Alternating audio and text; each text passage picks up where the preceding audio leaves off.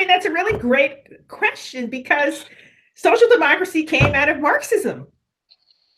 El libro legalizado on the other way around. You see, actually, well, here's the irony, though. There's just endless ironies in this history. So if we look at one of the centerpieces of social democratic policy, it's comprehensive social insurance, old age pensions, unemployment insurance, health insurance, all this kind of stuff. Absolutely central to the social democratic order. But who thought up social insurance? Liberals.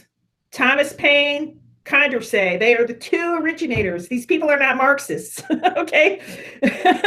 Now, it was adopted, right, by revisionist Marxists, who themselves, I mean, there are just so many ironies about the history of social democracy. So consider, for instance, that we identify Marxism with a commitment to revolutionary overthrow of the capitalist system. But yet, Marx himself had a big argument, as we know, with Bakunin over the First International.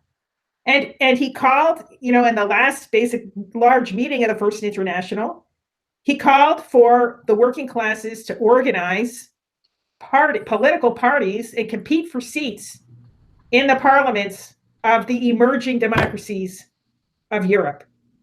So Marx already planted the seeds for a democratic version of Marxism, a non-revolutionary, or what they call revisionist Marxism, by calling for workers to organize within democracy and fight for their interests within the emerging parliamentary systems of the late 19th century. Okay, well, you carry that forth, right? And then, do we really need revolution and overthrowing everything? Well, we see where that headed, where that landed us. Revolutions, in the violent sense, are very dangerous, especially when you actually look at the Marxists themselves, who didn't really have a clear idea of what to do with power once you overthrew everything. And that was a problem that was faced to the Paris Commune. It was faced to the French Revolution. It's kind of like, okay, what do we do next? Terror? I don't think so. That's not really a great idea. We tried. It didn't work out so well.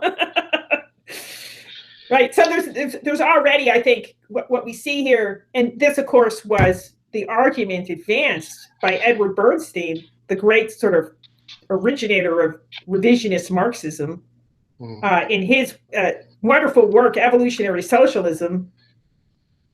It's that the left needs liberalism. It needs liberal democracy for workers to advance their interests. There's a real convergence here.